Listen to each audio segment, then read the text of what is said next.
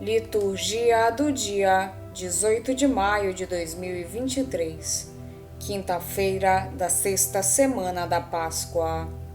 Memória de São João I, Papa e Mártir. Primeira leitura. Leitura dos Atos dos Apóstolos. Naqueles dias, Paulo deixou Atenas e foi para Corinto.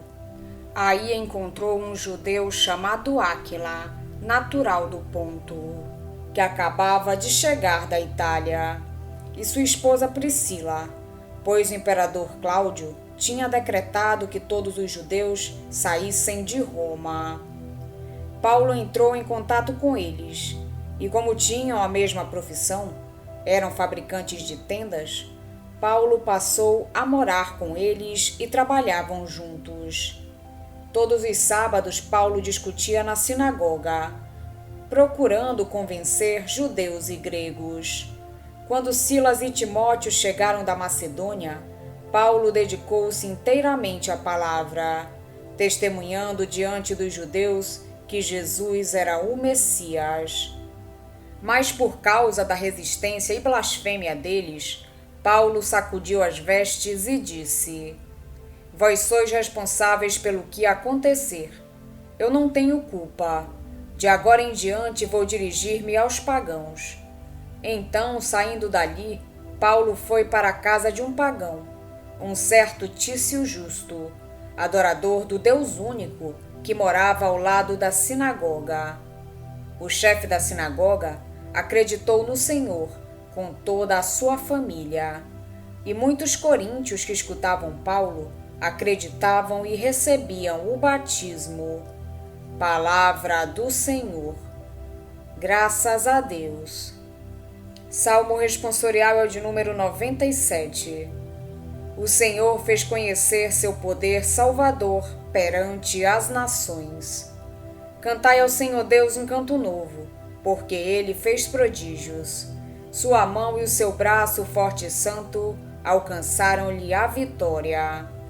O Senhor fez conhecer seu poder salvador perante as nações. O Senhor fez conhecer a salvação e as nações sua justiça. Recordou o seu amor sempre fiel pela casa de Israel. O Senhor fez conhecer seu poder salvador perante as nações. Os confins do universo contemplaram a salvação do vosso Deus. Aclamai o Senhor Deus, ó terra inteira, alegrai-vos e exultai. O Senhor fez conhecer seu poder salvador perante as nações. Evangelho de Jesus Cristo, segundo São João. Naquele tempo, disse Jesus aos seus discípulos: Pouco tempo ainda, e já não me vereis. E outra vez pouco tempo, e me vereis de novo. Alguns dos seus discípulos disseram então entre si: O que significa o que ele nos está dizendo? Pouco tempo e não me vereis, e outra vez pouco tempo e me vereis de novo, e eu vou para junto do Pai? Diziam, pois: O que significa este pouco tempo? Não entendemos o que ele quer dizer. Jesus compreendeu que eles queriam interrogá-lo, então disse-lhes: Estais discutindo entre vós porque eu disse: Pouco tempo e já não me vereis, e outra vez pouco tempo e me vereis? Em verdade vos digo, vós chorareis e vos lamentareis, mas o mundo se alegrará.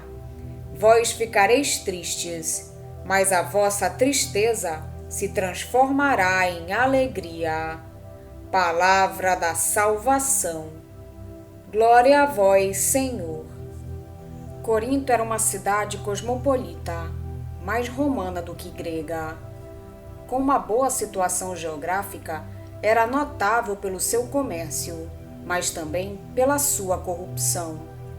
Pela palavra que lá foi anunciada, surgiu uma das comunidades cristãs mais florescentes. Todavia, essa mesma comunidade também veio a dar grandes desgostos a Paulo. A atividade de Paulo em Corinto foi mais complicada do que Lucas deixa supor. Neste texto, o autor dos Atos revela-nos alguns pormenores da vida cotidiana de Paulo e dos primeiros evangelizadores. O apóstolo sabe um ofício e exerce-o, coisa considerada indigna de um homem culto entre os gregos, mas habitual entre os rabis de Israel, para quem o trabalho era uma boa ocasião para estar com as pessoas e ensinar. Paulo habita com um casal de judeus expulsos de Roma por Cláudio, pelos anos 49 ou 50 da nossa era. Com a chegada de Silas e de Timóteo, Paulo dedica-se exclusivamente à pregação. Começa sempre pelos judeus, e só depois de ser recusado mais uma vez é que se volta para os pagãos. Lucas parece continuar preocupado em justificar a passagem aos pagãos, mas como sempre acontece, há alguém, mesmo entre os judeus, que acolhe a palavra. Desta vez é o próprio chefe da sinagoga com a sua família. E começa a colheita abundante entre os pagãos. Ainda um pouco e deixareis de me ver, e um pouco mais, e por fim me vereis, diz o Evangelho de hoje. Estas palavras são, no mínimo, ambíguas. Como entendê-las corretamente? Elas referem-se à morte e ressurreição de Jesus, à sua glorificação pelo Pai, à vinda do Espírito e à nova ordem de coisas criadas pelo acontecimento de Jesus. João recorre à incompreensão dos discípulos para provocar um esclarecimento posterior das palavras de Jesus. A vida terrena do Mestre está para terminar. A sua vida gloriosa vai começar na ressurreição. O regresso de Jesus não acontecerá só com as aparições depois da ressurreição, mas vai prolongar-se pela sua presença no coração dos crentes. Os discípulos não entendem as palavras de Jesus, fazem perguntas. Jesus responde tentando remover-lhes da alma a tristeza que os assalta e procurando infundir-lhes confiança com uma nova revelação. A vossa tristeza há de converter-se em alegria. Depois da tormenta, virá a calmaria. A alegria surgirá da mesma causa que provocou a tristeza. As palavras de Jesus, como noutras ocasiões, são suscetíveis de várias aplicações. Com uma frase enigmática, Jesus falou de um tempo em que os discípulos não o hão de ver, e de outro tempo em que o hão de ver, porque ele vai para o Pai. Estas palavras são pronunciadas durante o discurso de adeus e aplicam-se em primeiro lugar à paixão e à morte de Jesus. Os discípulos vão deixar de vê-lo brevemente, porque estará no sepulcro. Será um tempo de tristeza para os amigos de Jesus e um tempo de triunfo para os seus inimigos. A vez de chorar e lamentar-vos, ao mesmo tempo que o mundo se alegrará. Todavia, a ausência de Jesus durará pouco. Ao terceiro dia ressuscitará. Os discípulos encheram-se de alegria por verem o Senhor. Anota João ao descrever a aparição de Jesus na tarde do primeiro dia da semana. Estas palavras também se aplicam ao mistério da Ascensão e do Pentecostes. Ao subir ao céu, Jesus deixa de estar visivelmente entre os seus, mas no Pentecostes inaugura uma nova forma de presença no meio deles, na Igreja. O Espírito Santo torna Jesus presente no coração dos fiéis e na comunidade dos mesmos. Já não o veem como durante a vida terrena, nem sequer como nas aparições depois da ressurreição, mas veem-no com o olhar do coração, onde o Espírito o torna presente, e mais uma vez a tristeza se transforma em alegria. As formas de presença de Jesus entre os seus discípulos vão se transformando, tornando-se cada vez menos gratificantes sob o ponto de vista humano, mas bem mais profundas, produzindo alegria e paz cada vez maiores. A presença do Espírito estabelece os discípulos na alegria, na paz e no amor. Mas as palavras do Senhor podem aplicar-se também à nossa vida. A ausência ou presença de Cristo marca o ritmo da nossa vida espiritual. Se é verdade que temos fases em que sentimos a sua ausência, também é verdade que depois de cada uma delas, voltamos a sentir a sua presença de um modo novo. Essas fases de ausência, presença, fazem crescer a nossa relação com Ele. Quando experimentamos a tristeza da sua ausência, interrogamo-nos sobre as razões da mesma e lançamos mão dos meios para o reencontrar. Por outro lado, Jesus quer dar-nos a alegria de reencontrarmos a sua presença. A tristeza da ausência produz a alegria do reencontro. A vossa tristeza há de converter-se em alegria.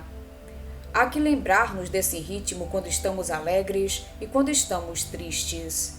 Nem a alegria nem a tristeza duram para sempre. Sucedem-se para nos fazer caminhar na união a Cristo e, por Ele, na união com o Pai. A meta é o Pai. Quando a atingirmos, então sim, a nossa alegria será total e eternamente duradoura. Todo cristão vive alegre, manifestando a alegria e a bondade de Deus para com todos os homens, porque o Senhor está perto. O esposo, logo que chegue, o há de introduzir na alegre festa das núpcias. A nossa alegria e a alegria de Deus é certamente consequência de uma vida boa, vivida para a glória de Deus, nos bons e nos maus momentos, quando sentimos a presença do Senhor e quando sofremos com a sua ausência. Paulo lembra-nos a predileção de Deus por aqueles que em todas as circunstâncias são generosos e viver o amor oblativo na relação com Ele e com os irmãos. Deus ama quem dá com alegria. Viver e irradiar a alegria é a nossa missão de filhos do Deus da esperança, que nos enche de toda a alegria no Espírito Santo, que quer ser servido na alegria e espera ser agradecido com alegria, porque o reino de Deus não é questão de comida ou de bebida, mas é justiça, paz e alegria no Espírito Santo. Hoje a Igreja faz memória a São João I, Papa e Mártir. Nasceu na Toscana e foi eleito bispo da Igreja de Roma em 523. O rei Teodorico enviou-o a Constantinopla como seu delegado junto ao imperador Justino. Ao regressar, Teodorico, descontente com o resultado de sua missão diplomática, mandou prendê-lo e encarcerar em Ravenna, onde morreu em 526. Bendito seja o Deus e Pai de nosso Senhor Jesus Cristo, o Pai das misericórdias e Deus de toda a consolação. Ele nos consola em todas as nossas aflições, para que com a consolação que nós mesmos recebemos de Deus, possamos consolar os que se acham em toda e qualquer aflição, pois à medida que os sofrimentos de Cristo crescem para nós, cresce também a nossa consolação por Cristo. Estas são as palavras do apóstolo Paulo. Por 3 vezes foi batido com varas, 5 vezes açoitado, 1 vez apedrejado, até ser deixado como morto. Foi perseguido por todo tipo de gente e atormentado por toda espécie de flagelos e sofrimentos. Não 1 ou 2 vezes, mas como ele mesmo diz em outro lugar, somos continuamente entregues à morte por causa de Jesus, para que também a vida de Jesus seja manifestada em nossos corpos. Em todas essas tribulações, não murmura nem se queixa de Deus, como costumam fazer os fracos. Das cartas de São João de Ávila, presbítero. Vamos pedir a Deus que nos auxilie no dia de hoje para que possamos permanecer na sua santa vontade. Pedimos também a intercessão da Virgem Maria, de São João I e todos os anjos e santos de Deus. Pai nosso que estais nos céus, santificado seja o vosso nome. Venha a nós o vosso reino, seja feita a vossa vontade, assim na terra como no céu. O pão nosso de cada dia nos dai hoje. Perdoai-nos as nossas ofensas, assim como nós perdoamos a quem nos tem ofendido. E não nos deixeis cair em tentação, mas livrai-nos do mal. Amém. Oração. Ó Deus, recompensa dos justos, que consagrastes este dia com o martírio do Papa João I. Ouvi as preces do vosso povo e concedei que, celebrando seus méritos, imitemos sua constância na fé. Por nosso Senhor Jesus Cristo, vosso Filho, na unidade do Espírito Santo. Amém. Estivemos reunidos em nome do Pai, do Filho e do Espírito Santo. Amém. Tenham todos um abençoado dia. Fiquem na santa paz de Jesus. Se inscrevam no canal, deixem seu like e compartilhem essa mensagem com seus amigos. Um grande abraço e até o próximo vídeo.